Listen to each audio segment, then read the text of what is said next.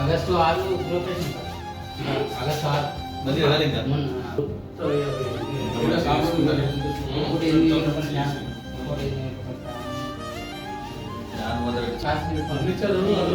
Compromise కాలే అక్కడ పక్క డోర్ నుండి వాళ్ళకి సెలబ్రిటీస్ బయట పడేసి ఇళ్ళకి బయట ఈ నుంచి గజం దూరం గోడంత దూరం అంతా ఇట్లా కనబడుతుంది బయటకి పెట్రోల్ కదా అది ముందు 10 నిమిషాలు స్పెండ్ అయిపోయింది అది అది నిజంగా నచ్చిందని చెప్పేసి ఇక జీపీకి ఫోన్ చేసి వేరే ఆఫీసర్కి మాటలు కాడుతున్నాయి ఇంకేన్నారమ్మా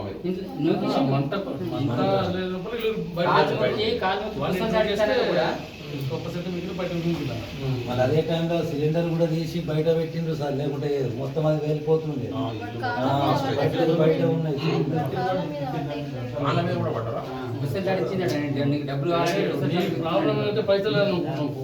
పైసలు తీసుకున్నాం. ఫ్రిడ్జ్ కూడా రిపేర్ అన్నా కానీ పద్ధతులన్నా పెట్రోల్ తగ్గకపోతే అంత ఇది కాకపోతే ఏదో కొద్దిగా కాగానే ఆడనే ఆగుతుండే. మళ్ళీ గవర్నమెంట్ ఎంప్లాయ్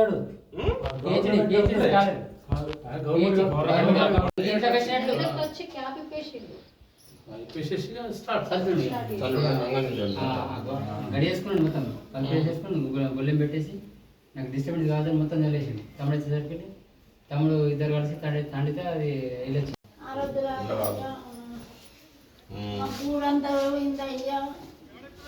దారుణాలు అయితే సార్ అవుతుందండి.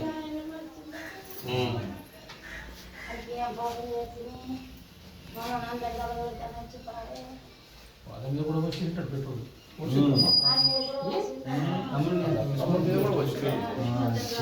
ఫస్ట్ చంపుతానే అంటే సర్పంచ్ ఫోన్ చేసి ఇల్లు దగ్గర చేస్తా వాళ్ళ ఫ్యామిలీ మొత్తం చంపేస్తాను నేను.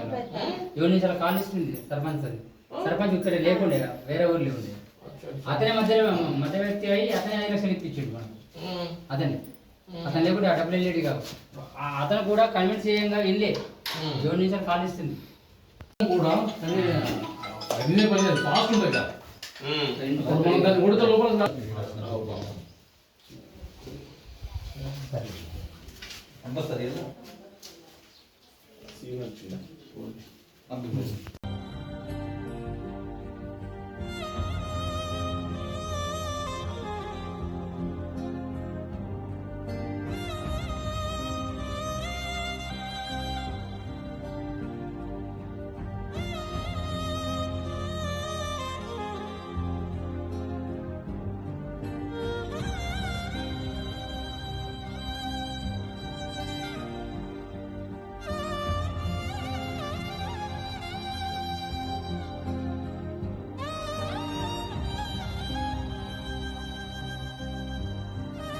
ఈరోజు పిప్రి గ్రామంలో జరిగినటువంటి దారుణమైన సంఘటనతో ఈఆర్ ఫౌండేషన్ నుంచి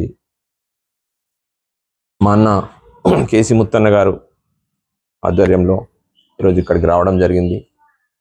బీసీ బంధువుడైనటువంటి రాజమల్లు గారి కుటుంబం అందరు ఇక్కడ ఉన్నారు.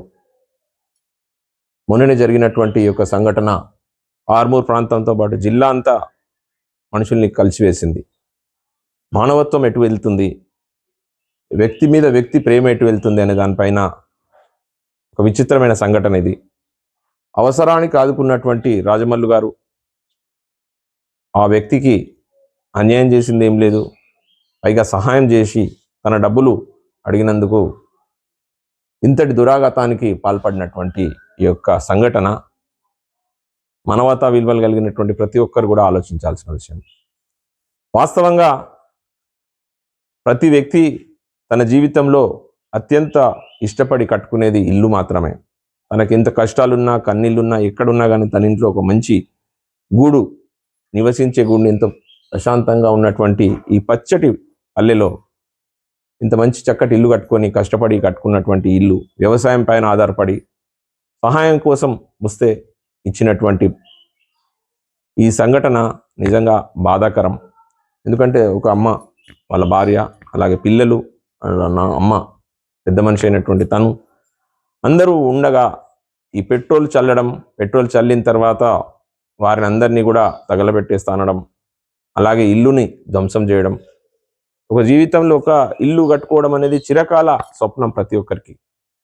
అటువంటి ఈ యొక్క సంఘటన మానవతా విలువలు కలిగిన ప్రతి ఒక్కరు ఆలోచించాల. భావోద్వేగాలు, కుల మత విద్వేషాలను పక్కన పెడితే వ్యక్తిపైనటువంటి నమ్మకం పోతుంది. ఇక్కడ కక్షలు కార్పణ్యాలు అనేటి మన పల్లెల్లో తెలని దాంట్లో వీరిని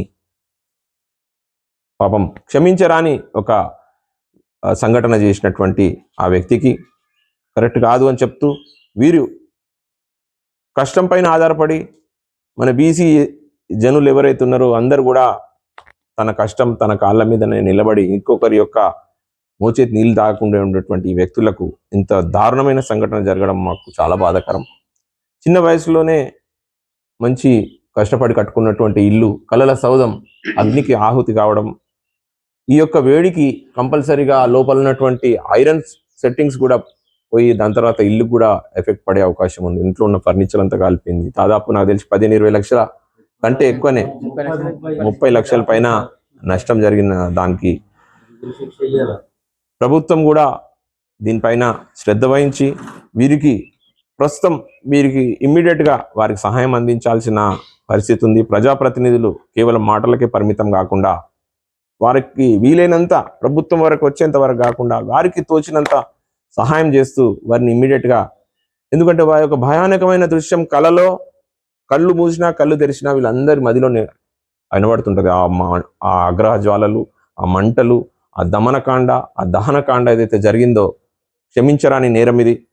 సో మానవత్వం కలిగినటువంటి ప్రతి ఒక్కరు కూడా దీన్ని ఖండిస్తూ, వారికి చేదోడుగా వాదోడుగా ఉండాల్సినటువంటి ఈ తరుణంలో ఎంత ఇచ్చినా కానీ వారికి అది సమకూరదు. కాబట్టి ఈఆర్ ఫౌండేషన్ తరఫు నుంచి మేము కొంచెం సహాయం చేద్దామని అనుకున్నాం. అది ఇక్కడ చెప్పడం కూడా బాగోదు. సో వాళ్ళు కూడా మంచి బతికినోళ్ళే కాబట్టి మనం ఏం చేసినా కూడా ఒక ఉడతా భక్తిగా ఒక చిన్న సహాయం చేద్దాం అనుకో. పిల్లలు ఏం చదువుతారమ్మా? పిల్లలు ఇక్కడే ఉన్నారు ఆ రోజు ఇక్కడే ఉన్నారా? ఆ పాపని అందరికి ఇచ్చింది సార్. ఆ పాపని అందరికి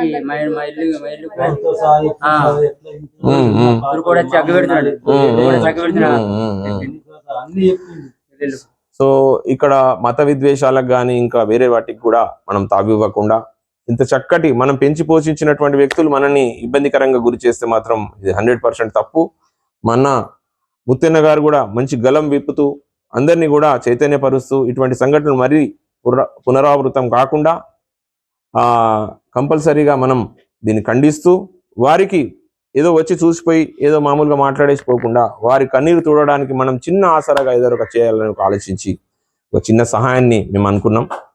సో దాన్ని పెద్ద మనసుతో మీరు యాక్సెప్ట్ చేస్తారని, మేము ఎంత ఇది చేసినా కూడా మీకు అది నిండది. కానీ మీ పట్ల ఆలోచించే మనుషులు ఉన్నారు, ఆలోచించే భావజాలం ఉన్నది. ఇక్కడ పిప్రి గ్రామంతో పాటు ఆర్మూర్లో మంచి పేరు కలిగినటువంటి కేసీ ముత్తెన్న గారు వారి యొక్క సహకారం ఉంది. అలాగే ఈ ఊర్లో ఉన్నటువంటి పెద్ద మనుషుల్లో భాగంగా సీన్ కానీ, భీమయ్య కానీ, ఇంకా మీ పేరేముండే నాగమల్లు, వీరందరూ కూడా మేమందరం మీకు ఉన్నాం. సో మానసికంగా మీరు ధైర్యంగా ఉండండి. ఎవరైతే ఈ నేరానికి పాల్పడ్డారో ప్రభుత్వం చట్టాలు కఠినంగా శిక్షించాలని, చట్టాన్ని తన చేతుల్లో ఎవరు కూడా తీసుకునే ఇది లేదు. ఏదైనా ఉంటే కూర్చొని మాట్లాడగలసినటువంటి ఈ తరుణంలో ఇంత ఘోరానికి పాల్పడకూడదు.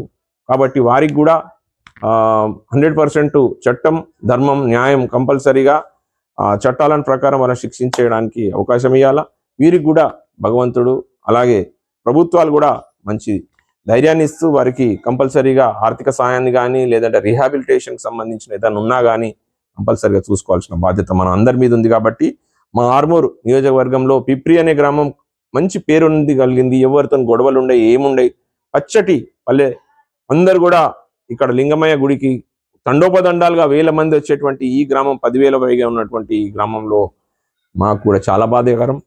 సో మా నాన్నగారు ఇక్కడ పిప్రిలో హై స్కూల్లో హెడ్ మాస్టర్గా పనిచేసినప్పటి నుంచి నాకు కూడా పిప్రితో అనుబంధం ఉండడం వల్ల కేసీ ముత్తెన్న గారు నాకు బ్రదరు, మా నాన్నగారు స్టూడెంట్ కాబట్టి భీమయ్య, సీను వీరందరికీ కూడా ఆ ప్రేమతో ఇక్కడికి ఆహ్వానించి వాళ్ళ కన్నీళ్లు చూడడానికి చేస్తున్న ప్రయత్నంలో భాగమే ఇది. కాబట్టి మేము 100% మీకు తోడుగా ఉంటామమ్మా.